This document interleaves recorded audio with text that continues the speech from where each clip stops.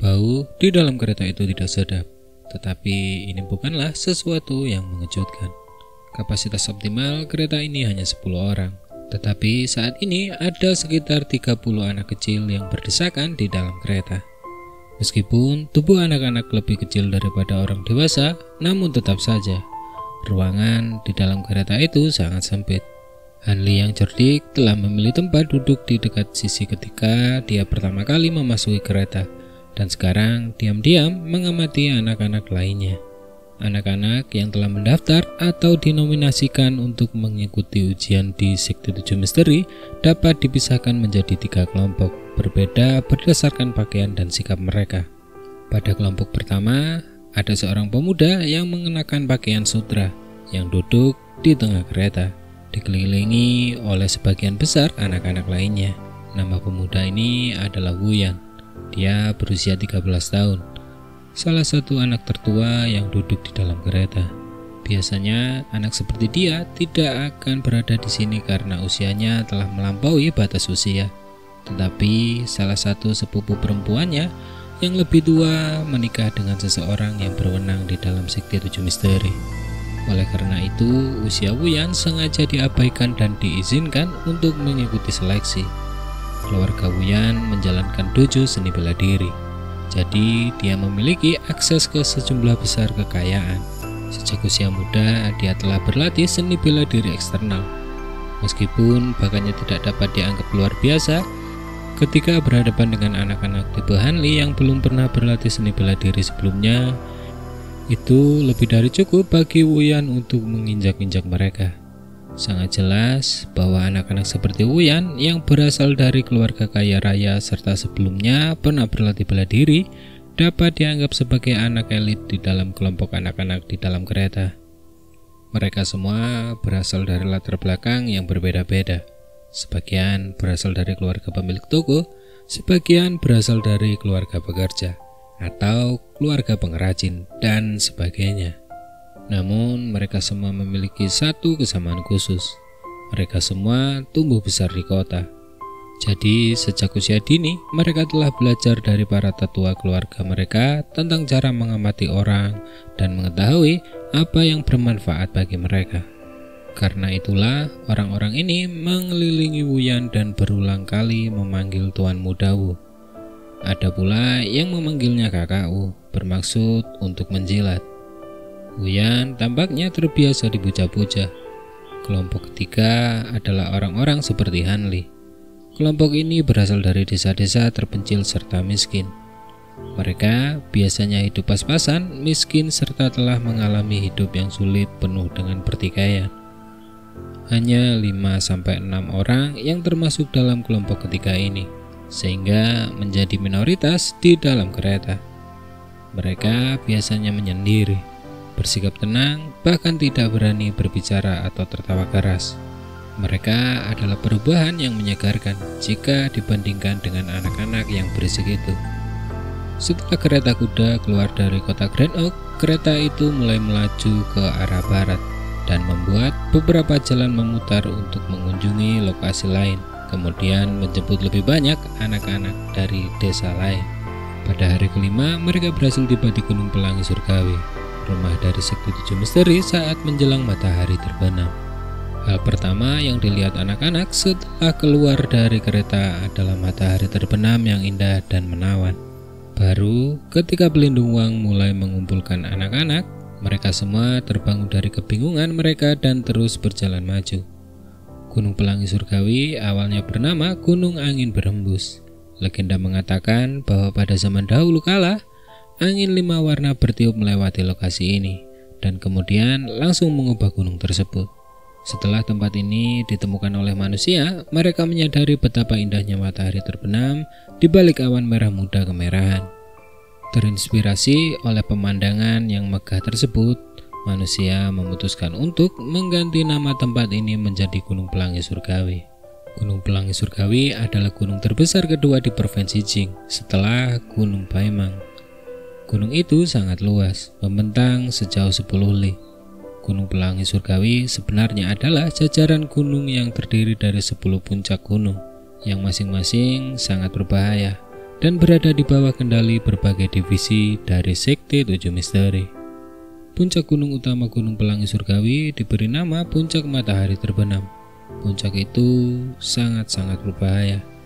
Tidak hanya sangat curam, selain itu hanya ada satu jalan setapak antara puncak dan dasar gunung. Setelah Sekte 7 Misteri membangun kembali akar mereka di daerah ini, mereka mendirikan total 13 pos pemeriksaan di jalan setapak menuju gunung. Beberapa dari pos pemeriksaan ini tersembunyi sementara yang lain berada di tempat terbuka. Mereka bersiap untuk setiap rute yang mungkin digunakan geng serigala liar untuk menyerang gunung. Saat Hanli mengikuti para pengawal di depan kelompok itu, dia mengamati sekelilingnya. Tiba-tiba, para pengawal itu berhenti saat gelombang suara yang ramah dan bersahabat terdengar. "Adik Wang, mengapa kamu datang terlambat? Kamu terlambat 2 hari. Kepala Divisi Yue, kami terlambat datang sini. Maaf telah membuatmu khawatir." Berdiri di depan semua anak, pelindung Wang menjawab dengan hormat sambil membungkuk kepada seorang pria tua berwajah merah. Serta raut wajah tegas pelindung Wang langsung berubah menjadi ekspresi menjilat. "Kelompok anak yang mana ini?" ucap Kepala Divisi Yue bertanya. "Ini adalah nomor kelompok 17, jawab pelindung Wang. Kepala Divisi Yue dengan angkuh menatap ke arah Hanli dan anak-anak lainnya. "Kirim mereka ke halaman. Biarkan mereka beristirahat malam ini. Besok pagi kita akan memulai proses seleksi.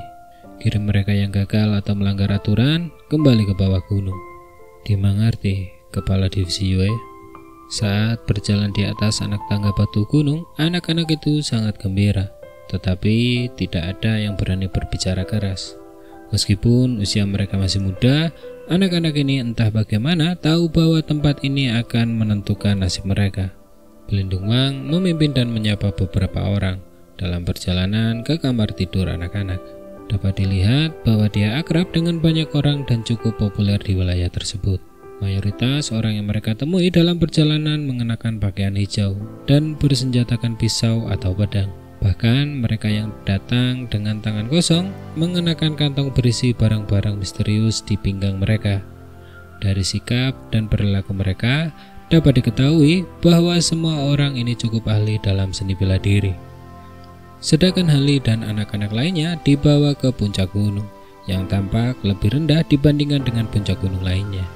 Di puncak gunung ada sebuah rumah yang terbuat dari tanah liat, dibangun untuk tempat tidur anak-anak di malam hari. Ketika ia tertidur, Hanli bermimpi bahwa ia mengenakan sutra, memegang pedang emas di tangannya, dan memiliki ilmu bela diri yang tak tertandingi, mengalahkan putra-putra pandai besi desa yang sebelumnya tidak sebanding dengannya. Kemudian ia terbangun pada pagi kedua, masih teringat akan mimpinya. Pelindung Wang tidak membiarkan anak-anak menikmati sarapan. Sebaliknya, ia membawa semua anak menuruni gunung ke lereng curam yang dipenuhi dengan rebung. Di sana, Kepala Divisi Yue dan beberapa pemuda lain yang tidak dikenal Hanli sudah menunggu mereka. Di depan anak-anak, Kepala Divisi Yue berteriak, "Semuanya dengarkan baik-baik. Di dalam hutan bambu ada jalan kecil yang akan kalian lalui untuk maju ke depan. Dan pada akhirnya kalian akan mencapai tebing pemurnian tulang milik Sekte 7 Misteri. Area pertama dari jalan setapak itu adalah hutan bambu. Area kedua adalah daerah lereng berbatu. Area terakhir adalah tebing. Hanya mereka yang berhasil memanjat tebing pemurnian tulang pada siang hari yang akan menjadi murid Sekte 7 Misteri kami. Jika kalian selesai setelah siang hari, kalian tidak akan menjadi murid dalam. Meski begitu, kalian masih bisa menjadi murid tidak resmi selama penampilan kalian menunjukkan kehebatan yang luar biasa." Hanli tentu saja tidak mengerti apa artinya menjadi murid tidak resmi. Dia hanya tahu bahwa yang harus dia lakukan hanyalah memanjat tebing. Sambil mengarahkan pandangannya ke lereng yang tidak rata dan curam, dia melihat banyak rebung panjang tersebar di permukaan tebing. Melihat ini, tampaknya rintangan pertama seharusnya cukup mudah. Sambil mengamati anak-anak lain, Hanli tidak mau kalah dari mereka yang seusianya. Suasana pun menjadi tegang bagi anak-anak yang lain. Kepala Divisi Yue melirik matahari terbit dan berkata, "Baiklah, sudah hampir waktunya. Bersiaplah untuk berangkat." Jangan takut, para seniormu akan melindungimu dari belakang jika ada bahaya. Hanli menoleh dan melirik pemuda-pemuda yang tidak dikenal itu. Orang-orang ini adalah murid senior, jadi mereka pasti berasal dari kelompok sebelumnya. Hanli tidak dapat menahan diri untuk berpikir, betapa mengesankannya jika aku berhasil bergabung dengan mereka. Bisakah aku mengenakan jubah yang sama dengan seorang murid dalam? Saat ia merenung tanpa tujuan, Hanli menemukan bahwa anak-anak lain telah bergegas masuk ke dalam hutan bambu. Sadar bahwa ia tertinggal, Hanli segera mulai bergerak maju. Begitu ketika 10 anak itu bergerak masuk, mereka berhenti bergerak sebagai satu kelompok dan berpencar di dalam hutan bambu yang luas. Di belakang Hanli ada seorang murid senior yang kurus dengan ekspresi dingin di wajahnya. Diam-diam mengikuti Hanli. Hanli sedikit takut, tetapi dia tidak berani memulai percakapan dan membuang-buang waktu. Sedikit terintimidasi, dia menundukkan tubuhnya dan mulai melangkah di lereng yang cukup curam. Hamparan hutan bambu ini tampak biasa saja dari luar. Tetapi setelah Hanli berjalan cukup jauh, ia merasa semakin sulit untuk melangkah maju. Langkah kakinya semakin berat, serta lambat laun Hanli mulai menggunakan satu tangan untuk mencabut rebung, memanfaatkan momentum bambu yang memantul untuk mendorongnya maju. Hanli bertahan dalam cara ini selama beberapa waktu. Pada suatu titik, ia menjadi sangat lelah, sehingga ia tidak punya pilihan lain selain mencari tempat kosong untuk duduk kemudian beristirahat. Nafasnya keluar dengan deras. Setelah beristirahat sejenak, Hanli mengalihkan pandangannya dan melihat senior jangkung di belakangnya. Meskipun tanahnya sangat curam, murid senior ini berdiri dengan acuh tak acuh di tanah seolah-olah ia bukanlah apa-apa baginya. Tubuhnya sama sekali tidak berlumpur, berdiri tegak seperti rebung di dekatnya. Sementara ia diam-diam menatap Hanli dari kejauhan. Melihat tatapan dingin dari senior ini, Hanli mulai merasa takut di dalam hatinya. Kemudian dengan cepat menoleh ke belakang. Dia juga mendengar suara nafas berat di depan dan menyimpulkan bahwa salah satu anak yang lebih cepat juga memanfaatkan kesempatan ini untuk beristirahat. Setelah istirahat sejenak, Hanli dengan cepat melanjutkan perjalanannya. Lerengnya sangat curam dan berbahaya, serta cadangan energi Hanli semakin mengecil. Ia memutuskan untuk berbaring di tanah dan merangkak maju daripada berjalan dengan kedua kakinya, sehingga jika ia kehabisan tenaga, ia tidak akan jatuh terkapar. Untungnya pakaiannya terbuat dari bahan yang kuat. Jika tidak, anggota badan dan lututnya mungkin akan terluka karena terseret di tanah berbatu. Saat hampir mencapai ujung hutan bambu, Hanli merasa sangat sulit untuk menyelesaikan beberapa langkah terakhir. Ini karena seiring bertambahnya batu dan bebatuan di tanah, jumlah rebung pun semakin berkurang. Hanli akhirnya mencapai titik di mana tidak ada lagi rebung yang bisa digunakannya sebagai penyangga. Hanli perlahan bergerak inci demi inci, melewati jalan terakhir ini dan mengatasi rintangan pertamanya. Saat dia keluar dari hutan bambu, yang terlihat hanyalah hamparan tanah yang luas. Di depannya ada gunung berbatu yang sangat besar. Di atas gunung raksasa itu ada beberapa anak kurus yang perlahan-lahan memanjat tebing batu bersama beberapa murid senior yang mengawasi mereka dengan seksama. Hanli tidak berani ragu lagi dan bergegas menuju ke depan gunung berbatu yang besar tersebut. Gunung itu terdiri dari lapisan demi lapisan batuan sedimen yang ditumpuk satu sama lain serta tampak sangat terkikis. Di beberapa tempat, tanah runtuh saat disentuh. Tentu saja, ada juga lempengan batu pecah yang kokoh, tetapi menemukannya sangat berbahaya karena dapat menyebabkan cedera. Hanli hanya berlatih seni bela diri yang paling dasar, dan oleh karena itu tangannya sudah penuh dengan luka setelah perjalanan melalui hutan bambu sebelumnya. Pada saat yang sama, pakaiannya robek serta compang-camping di sekitar lututnya, dan daging serta otot yang tersembunyi di balik pakaiannya juga tergores dan terluka. Meskipun luka di lututnya kecil, Hanli menggertakkan giginya setiap kali bersentuhan dengan bebatuan bergerigi. Rasa sakitnya hampir tak tertahankan. Beberapa anak di depan sudah memanjat sangat jauh. Melihat anak-anak lain di depannya, Hanli menolak untuk menyerah. Saat pikiran untuk menyerah terlintas di benaknya, gambaran paman ketiga dan keluarganya akan muncul, memberinya motivasi untuk terus maju. Dengan kenangan orang-orang yang dicintainya yang mendesaknya untuk terus maju, Hanli tanpa henti terus bergerak maju. Sebelum Hanli berangkat untuk mengikuti ujian murid dalam, ayah Hanli dan paman ketiga mengingatkan Hanli bahwa ujiannya akan sangat berat. Jika dia tidak bertahan sampai akhir, Hanli tidak akan memiliki kesempatan untuk bergabung dengan sekte 7 misteri. Pada saat ini, Hanli tidak lagi peduli untuk bergabung dengan sekte tersebut. Sebaliknya, satu-satunya sumber motivasi yang mendorongnya maju adalah keengganan untuk menyerah dan arogansi untuk mengejar yang lain di depannya. Hanli mengangkat kepalanya dan menyadari bahwa Wuyan saat ini telah berada di depan. Wuyan lebih tua dari Hanli dan bahkan telah berlatih seni bela diri. Tidak mengherankan, ia memiliki tubuh yang lebih kuat dibanding dengan yang lain. Sekali lagi, Hanli mengalihkan pandangannya ke belakang dan melihat bahwa ia telah melampaui beberapa anak. Banyak juga di antaranya yang masih berlari maju. Sambil menarik nafas dalam-dalam, Hanli meningkatkan kecepatan pendakiannya.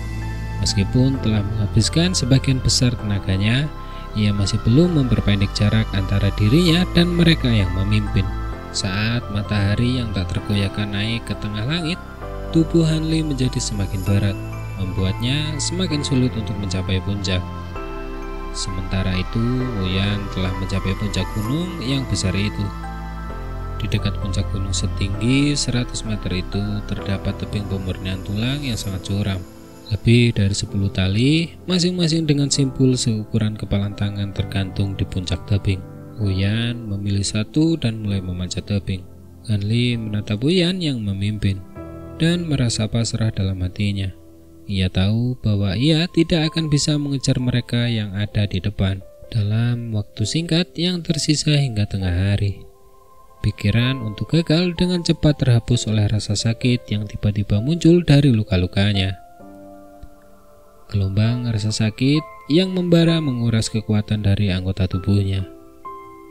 Merasa tubuhnya jatuh ke bawah, Hanli dengan panik menggenggam sebuah batu dengan satu tangannya. Jantungnya berdetak tidak teratur saat ia dengan cepat menempelkan tubuhnya ke sisi gunung, serta tidak berani membuat gerakan tiba-tiba.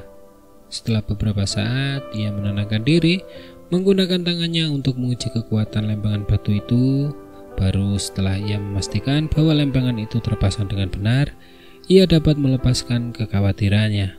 Sambil menunduk, Hanli melihat senior janggung itu dalam posisi setengah jongkok dengan kedua lengan terentang, bersiap untuk menangkap Hanli jika dia terjatuh.